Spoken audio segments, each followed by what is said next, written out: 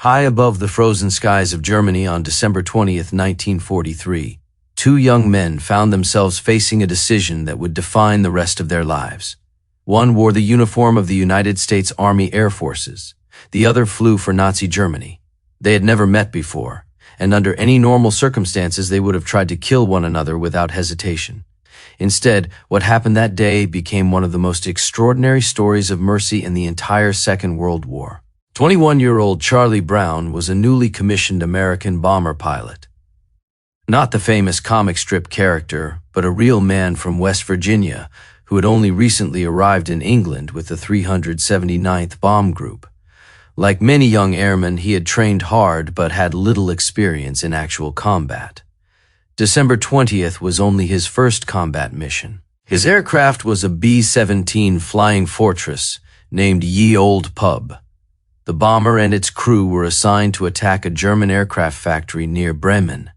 The mission began like countless others, with dozens of bombers climbing into the icy morning sky, escorted for part of the journey by American fighter aircraft. Every man aboard knew the odds. The skies over Germany were among the most dangerous places on Earth. Heavy anti-aircraft guns waited below, while experienced German fighter pilots searched for isolated bombers to destroy. As Brown's formation approached the target, the Germans unleashed a devastating wall of anti-aircraft fire. Black bursts of exploding flak filled the air around the bombers. Suddenly, Ye Old Pub was rocked by a violent explosion. Shell fragments tore through the aircraft, smashing engines, shredding the fuselage, and wounding nearly every member of the crew. The cockpit was filled with smoke and shattered glass. One engine was completely destroyed, another barely functioned. Hydraulic systems failed. The oxygen system was damaged. The bomber lost altitude and speed, falling behind the protection of the main formation. Inside the aircraft, the situation was desperate. The tail gunner suffered terrible injuries. Other crewmen bled from wounds caused by flying metal. Several machine guns were jammed or completely disabled. The once powerful Flying Fortress had become little more than a crippled aircraft struggling to stay in the air. Charlie Brown fought desperately to keep the bomber flying. Every control felt sluggish as damaged control surfaces responded unpredictably. The bomber drifted lower over enemy territory, becoming an easy target. German fighters quickly noticed the isolated aircraft. Among the pilots ordered into the air that day was 28-year-old Franz Stigler, one of Germany's most respected fighter aces. Flying a Messerschmitt Bf 109, Stigler already had more than 24 aerial victories. One more successful attack would earn him one of Germany's highest military decorations. Stigler was no inexperienced recruit. He had survived years of brutal combat across North Africa and Europe. He understood exactly what was expected of him. Enemy bombers destroyed German cities and factories. Bringing one down was both his duty and his profession. Ground observers spotted the damaged American bomber limping across the countryside and directed Stigler toward it. He quickly located the B-17 flying alone at low altitude. From a distance, it looked like an easy victory.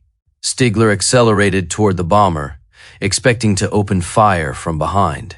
As he closed the distance, however, he noticed something unusual. The bomber wasn't firing. Moving closer still, he could see why. Large holes covered the aircraft's fuselage. One side of the nose had been blown away. Parts of the tail were badly damaged. The rear machine guns hung uselessly. Through the torn metal, he could actually see wounded crewmen struggling inside. He pulled alongside the aircraft and looked directly into the cockpit. Charlie Brown looked back in disbelief. Instead of firing, the German pilot simply stared. For a few long seconds, the two young men studied each other through their cockpit windows. Stigler later recalled that he could see the wounded Americans clearly. Blood stained the aircraft. The bomber was barely under control. It was obvious the crew had no chance of defending themselves. Years earlier, one of Stigler's commanding officers had given him advice that remained firmly fixed in his mind. The officer had said that if he ever shot at a defenseless enemy, he would be no better than a murderer. At that moment, those words returned to him. Stigler knew what military regulations demanded. He should destroy the bomber immediately. Instead, He made a decision almost impossible to imagine during wartime. He refused to fire. Flying only a few meters away, he tried to signal Brown to land the aircraft in Germany or divert to nearby neutral Sweden.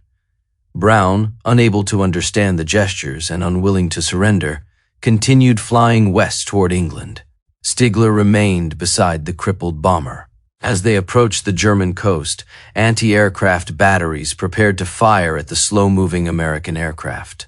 To protect the wounded crew, Stigler positioned his fighter close beside the B-17.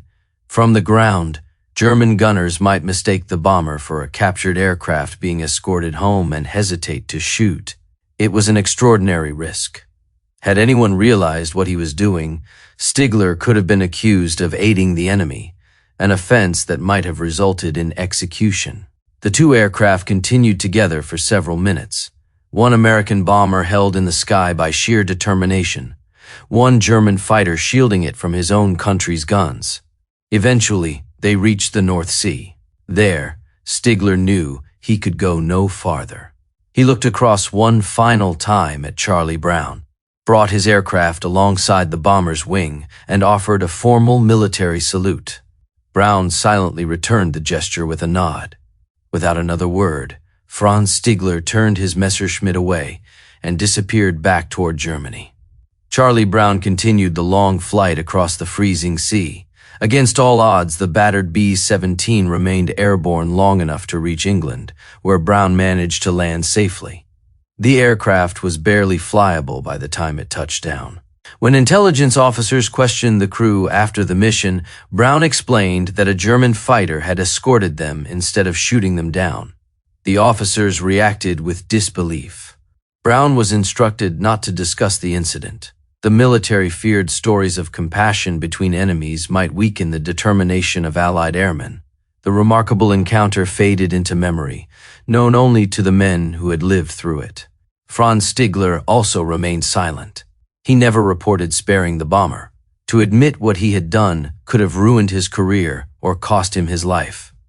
The war continued, and both men survived to see its end.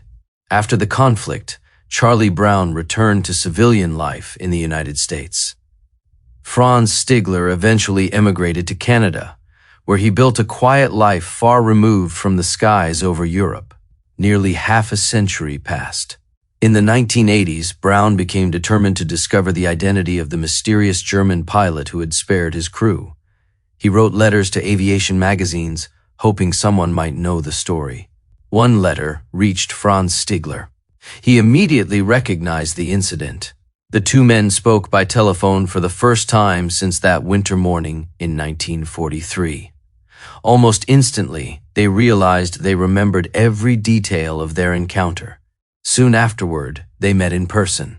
The former enemies embraced like lifelong friends. For the remaining years of their lives, Brown and Stigler attended reunions together, sharing their remarkable story with audiences around the world.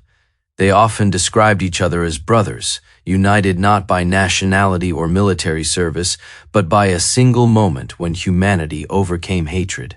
When asked why he had spared the bomber, Stigler never claimed to be a hero. He simply believed there were limits that even war should not cross.